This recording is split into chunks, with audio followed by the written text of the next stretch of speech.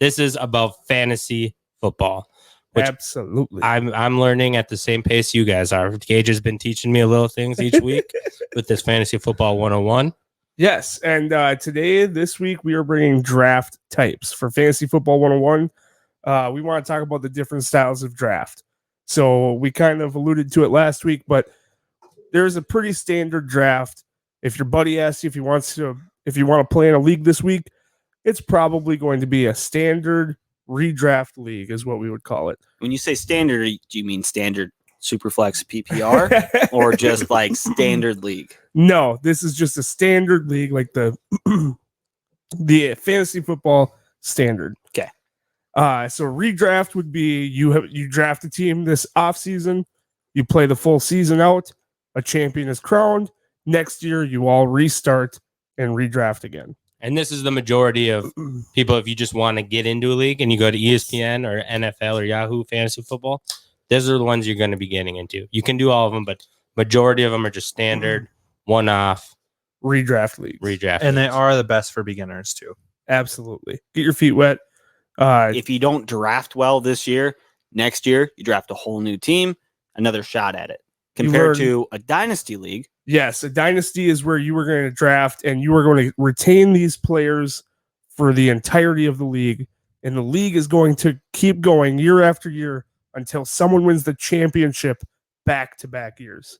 Or whatever parameters your league sets. Yes. Yep. If someone is champion 5 times, then the league ends. Or, whatever your league decides how the dynasty is crowned. That will be determining who wins. And there's so many different variations to that. A typical one is 2 years winning in a row. Yep. And then the league disbands, start over, draft new teams again. Keep that till a winner wins 2 years in a row. I saw an interesting one like last offseason, I think.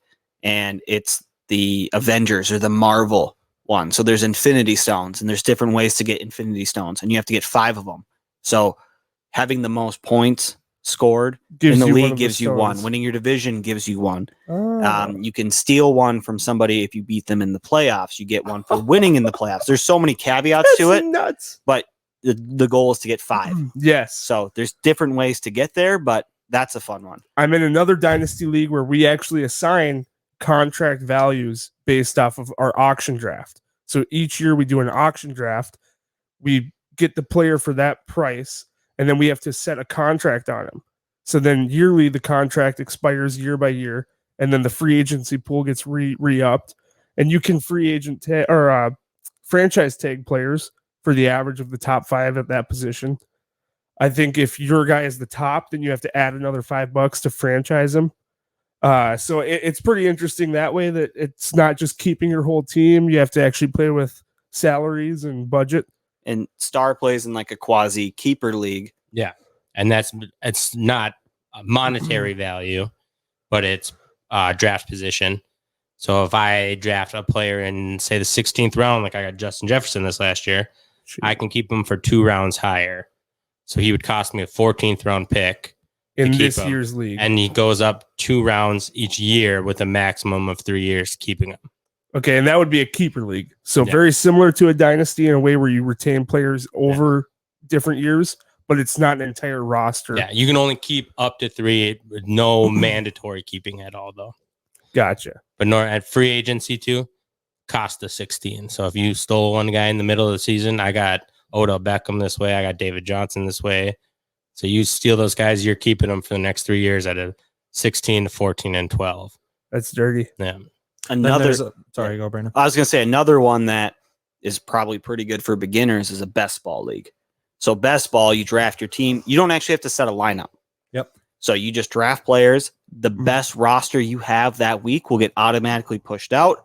And then, you're playing people like you would normally. It's a week-to-week matchup. But that way, if you draft, let's say, Antonio Brown and Chris Godwin, you don't have to decide which one's going to have a better week. It just automatically picks the highest one.